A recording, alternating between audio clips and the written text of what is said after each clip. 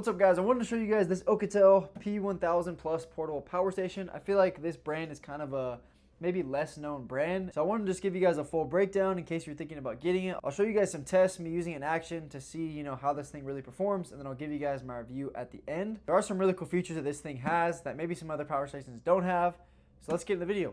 Alright, so here it is up close so you guys can see. As far as the battery composition of this battery, it is an LFP battery, or lithium iron phosphate battery, LiFePO P04, which is a really nice battery. That's the batteries that all the big brands use nowadays because they're really reliable and they usually last a super long time, and they're usually really safe as well. This company, OUKITEL, claims that this actually has up to 4,000 plus battery life cycles. So if you were to use this thing every single day, it would last longer than 10 years, which is pretty awesome. Most of us aren't going to be using a power station every single day. And so it should actually last far past 10 years as well. But 10 years is a long time, pretty awesome. The battery capacity of this is 1,024 watts, so pretty good size. It's going to be that size that is good to power a lot of your basic items in your house, like TVs, refrigerators, things like that, and then definitely your smaller devices like phones, laptops, and things like that. So really good for camping and really good for just portable backup power on the go, or even in your house for portable items like CPAP machines, refrigerators, like I said, and TVs. As far as the max output that this has, it has a max output of 1,800 watts, and it can peak up to 3,600 watts, which is pretty impressive.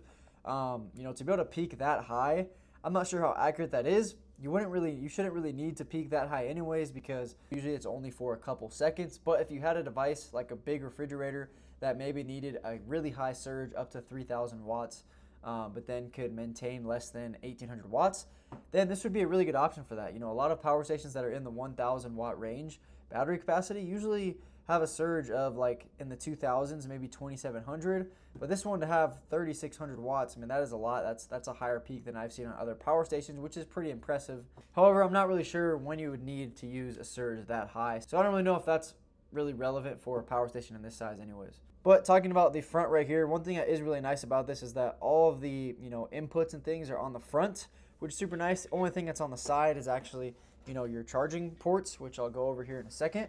But everything else is on the front, which I think is super nice. Some other power stations out there, they'll have some AC power on the front and then some on the back or the sides. This one has pretty much everything on the front, which I think is super nice. And they all have covers as well. So if you are going to be using this camping in the outdoors and there's it's going to get dirty, it is nice that they actually have covers, because most power stations out there don't have covers for all of them. And I think that is a really cool feature that they actually had here, or they added here. As you can see right here, you have 4 AC outlets, so you just got to pull off the covers, and they're all 20 amp max, but they have the maximum output of 1,800 watts they can put out. And as you can see, they have those surge protection outlets as well, which is super nice. So you have 4 of those, and then up here you have 2 USB-Cs. One of them is a 20 watt USB-C and one of them is a 100 watt USB-C. So one's fast charging, one's not. That is really nice that they have 2 USB-Cs. I know a lot of power stations out there have like 3 USB-As and then only 1 USB-C, but they have 2, which is nice. I think everything's going to pretty much USB-C now, so it's nice that they have 2 of them. And then over here we have 2 18 watt USB-As as well, which is also nice. So in total, that's 8 different outlets right there that you can plug in. And then right here you also have the 12 volt 10 amp DC car charger as well. And then up here you even have these ports, 12 volt 3 amp DC ports as well. The screen here is pretty nice. It's a pretty big screen, nice display. You can see you're charging right now. It's at 29%. You can see how many hours this will last, if you don't plug anything into it. Right now there's nothing into it, so it says 99 hours. You also have your input and your output right here. So once you plug something in here, it'll show you how much it's outputting, and then when you're charging, it'll show you how much it's inputting. And this will all update when you plug things in, which I'll show you guys here in a second once we do our test. But over here, turn it on, you got your power button, and then you have your AC and DC power. So if you want to plug in here, you got to click the AC power, the light will turn on, and then that's how you know that you can start plugging things in here. And as you guys can see, this little icon will pop up and it'll show you guys that the AC power is on. When you click DC power as well, another icon will come up, the DC power, and that's how you know that you can start plugging into the DC power. And then down below, we also have a light, which is pretty cool. If you click it, it'll turn on. If you click it again, it'll do like a SOS mode. If you click it again, it'll do a slower SOS mode. And then if you click it again, it'll turn off. So pretty cool. That has a couple of different modes, and really cool feature that they have. Just a little flashlight there if you are camping and it's nighttime and you need to see things a little bit better. You want to see your outlets, while you're plugging things in. That's a really cool feature to have. I like that it's on the front, next to these outlets, so that way you can actually see the outlets when it's dark outside. And then going over here on the side, we have our outlet ports right here. One thing that's nice about this power station, kind of like a lot of power stations now, is that you can actually charge this up via an outlet. You can charge it up with solar panels, or you can actually charge it up with your car as well. So as you can see, you have the labels right here. And once again, it has a little cover over it too, which is super nice. Really nice that they have those included. Right here, as you can see, this is where you plug it in to charge it. And it also has overload protection on here as well, which is nice. And as you guys can see, it actually has it labeled, but this has 1200 watts of max input. So you can charge this up pretty fast. You can put a lot of output in there at one time, 1200 watts. And something that's actually really cool about this power station is there actually is a couple different charging modes as well. So you can actually adjust through the app of OUKITEL. You can adjust what charging method you want to use. You can choose to input 400 watts, 800 watts, 1200 watts, or 1800 watts, because you can actually charge it up with solar and AC power at the same time and get up to 1800 watts. And when you do that, you're gonna be able to charge it up in about 1.35 hours. So pretty fast, you know, I've seen other power stations where you can charge it in like an hour, 15 minutes, and that's pretty close to this. You know, you can have 1800 watts of input, pretty awesome. But yeah, this is where you plug in the solar panel or the car charger as well. And then you can actually switch on and off right here. You can do quick charging or slow charging.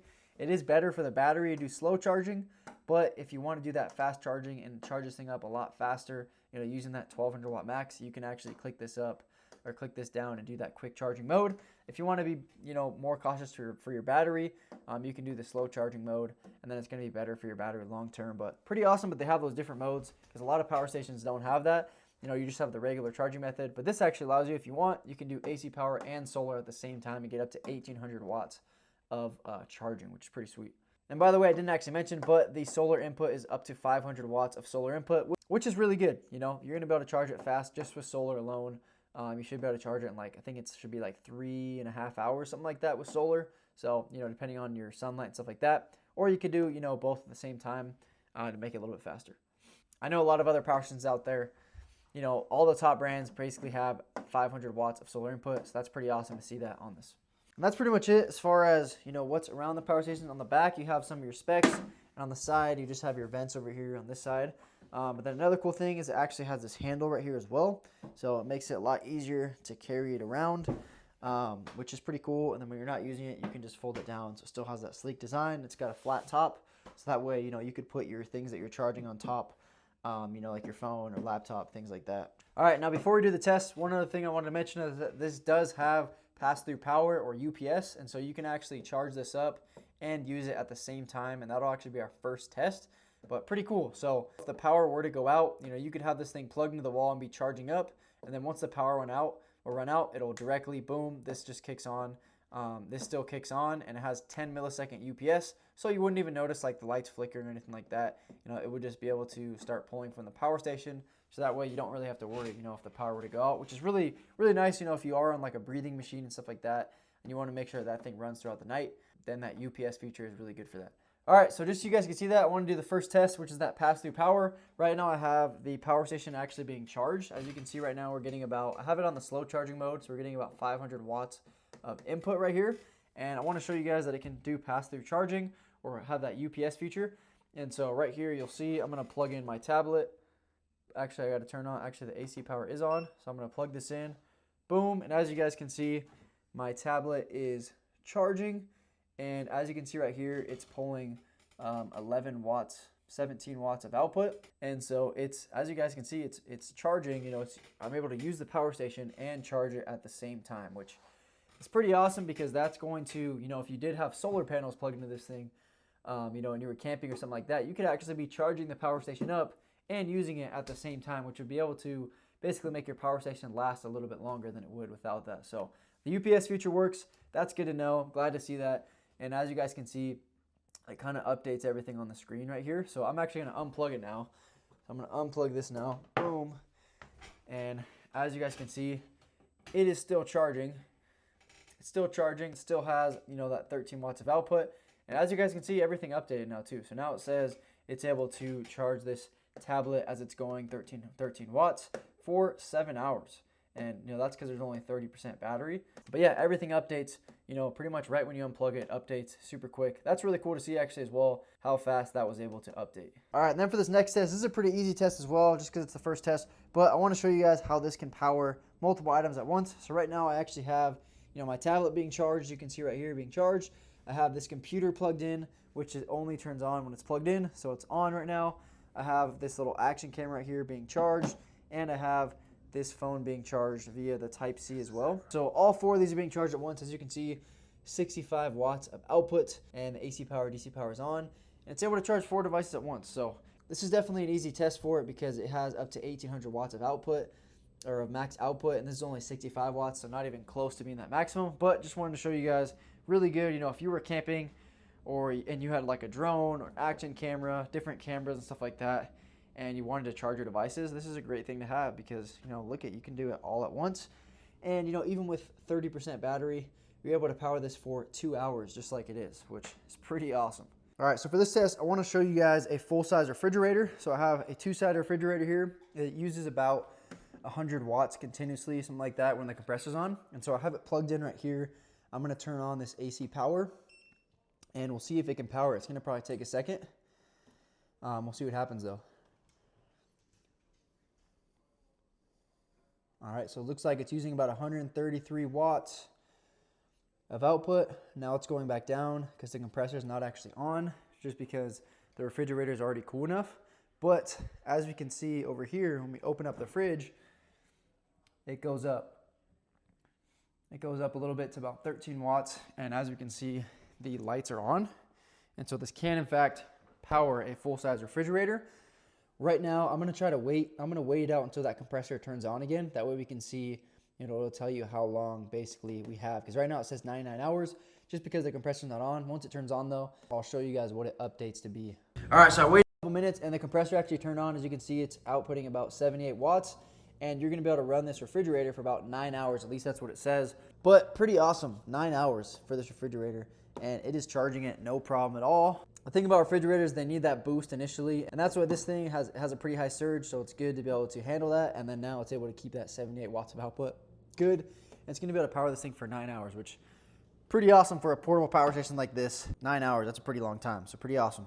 All right, now for this next test, I always like to test out a toaster and kind of like a heating griddle because they use a lot of power just to see how well this thing does with it. So I'm going to plug in the toaster first, and we're going to see it should have no problem with at least one side of it because it only uses about 1,000 watts. So I have it plugged in. Let's see, is the AC power on? It's on.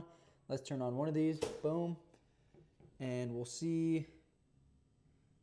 As you guys can see, it's using about, it looks like it keeps going up. It's using about 760 watts. So it has no problem running that at all. Now I'm going to use one more, see what happens. And now we're at 1,472, 1,500, and look at that, guys. I'm going to wait like 10 seconds just so you guys can see that it's able to actually run it and not just a fluke or anything like that.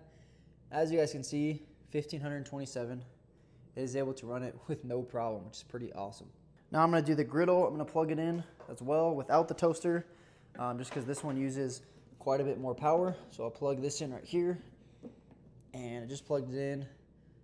As you can see, the light instantly turned on, and this is using about 1,100 watts. It's able to power it no problem as well. You can feel that heat starting to heat up a little bit.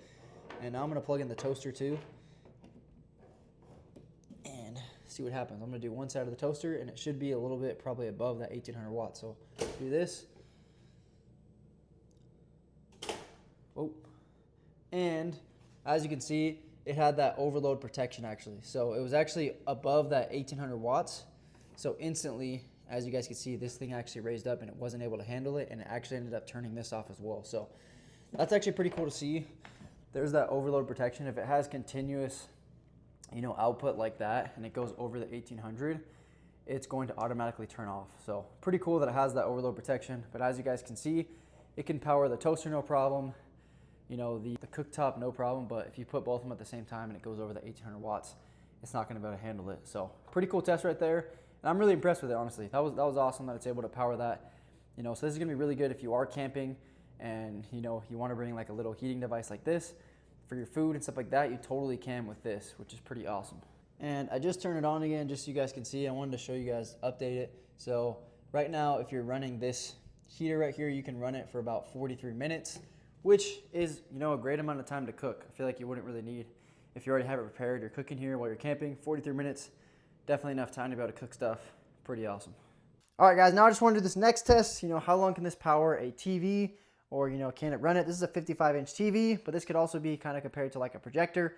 Projector, I think, obviously uses way less power than a TV would, but if you were camping, you wanted to use a projector, pretty awesome. So the AC power is on, it's plugged in. Let's go like this, boom, and there we go. The TV is on. See how many watts it's pulling. Looks like it's pulling about 45 watts right now, and about 58 it's going up right now.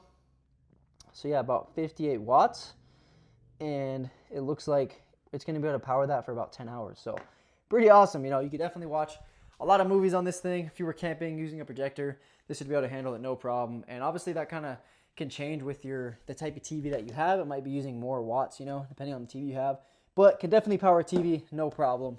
Pretty awesome. 10 or 11 kind of hours around there. So pretty awesome. All right, so I hope that can kind of help you guys see, what this thing can do. As far as my review goes, I think this is an awesome power station. It basically was able to do all the tests that it talked about. The AC output, max output was there.